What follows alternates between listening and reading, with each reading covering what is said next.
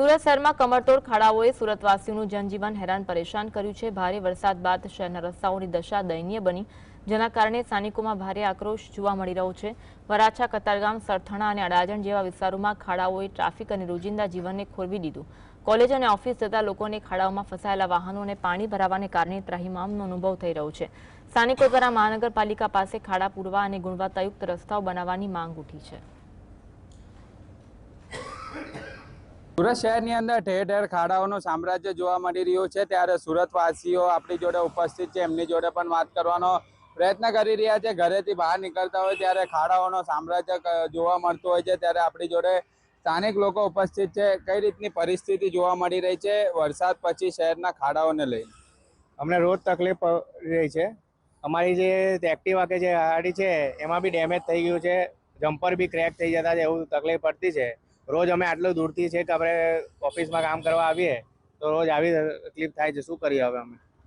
બિલકુલ, જે તકલીફોનો સામનો જે છે તે કરવાનો વારો આવી રહ્યો છે। બેન, તમે જણાવજો કઈ રીતની હાલાકી પડી રહી છે? ઓફિસ જતા હોય, કોલેજ જતા હોય ત્યારે ખાડામાંથી પસાર થતા હોય, કમરતોડ ખાડા સુરત શહેરની અંદર જોવા? હા, બહુ જ આમ કમર પર આખી ક્રેક પડી આવે છે, એવું થાય છે, આમ દુખે છે।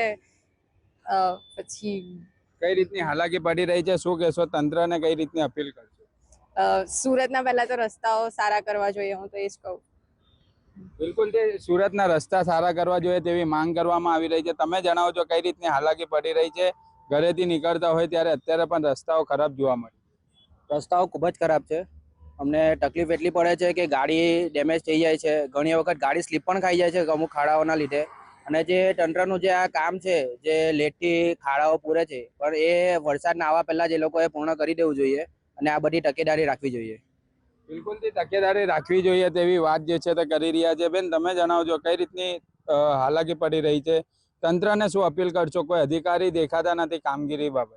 હું તંત્રને એવી અપીલ કરીશ કે તમે જેમ બને એમ ઝડપી કામ કરાવો, જેથી અમારા જેવી જનતાને પ્રોબ્લેમ નહીં પડે અને અમને ઓફિસ જતા બી પ્રોબ્લેમ્સ નહીં આવે। બિકોઝ એક્સિડન્ટ્સ બહુ થાય છે ખાડાના લીધે, લોકો સ્લીપ થઈ જાય છે, ઘણા બધા એક્સિડન્ટ થાય છે।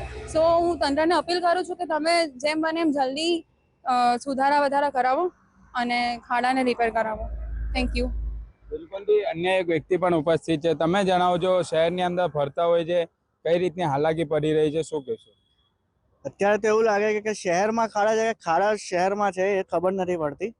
કારણ કે એસએમસી વર્ક સારું કરે છે, બટ એક જે ક્વોલિટી વાળું સ્ટેન્ડર્ડ જે હોવું જોઈએ રોડનું, તે નથી જોવા મળ્યું આજ સુધી। કારણ કે વરસાદ આવે છે એટલે રસ્તા તૂટી જાય, રસ્તા નવા બને છે બટ એ રસ્તા તરત જ તૂટી જાય છે વરસાદ આવે છે એટલે।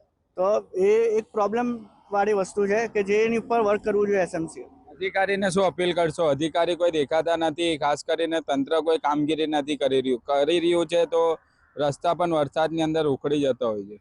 માં કેવું છે, વરસાદ હમણાં જે આપણા સુરત શહેરમાં જે પડ્યો છે, એક જ દિવસમાં આટલા બધા ઇંચ વરસાદ પડવો તે પણ વ્યાજબી નથી એકચ્યુઅલી જોવા જાય તો।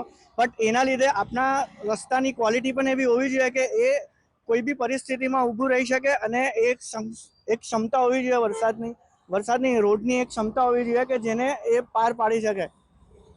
બિલકુલ, આજે વાહન ચાલકો છે, સ્થાનિક લોકો છે, સુરતવાસીઓ એક જ વાત કરતા નજરે પડી રહ્યા છે કે શહેરની અંદર નીકળતા હોય, ઘરેથી ઓફિસે જતા હોય અથવા કોલેજો જતા હોય ત્યારે કમરતોડ ખાડામાંથી પસાર થવાનો વારો આવતો હોય છે। એટલે તંત્રને અપીલ કરવામાં આવી રહી છે કે એવા રસ્તાઓ બનાવો કે વરસાદ પડે તો કોઈ હાલાકીનો સામનો જે છે તે કરવાનો વારો ન આવે, પરંતુ જે હાલાકી પડી રહી છે તે ખૂબ જ વધુ પ્રમાણમાં પડી રહી છે અને માત્ર અધિકારીઓ એસી ચેમ્બરોની અંદર બેસીને મોનિટરિંગ કરી રહ્યા છે, પરંતુ સ્થળ મુલાકાત લેવાની જરૂરી છે। સાહિદ જગતાપ, GST।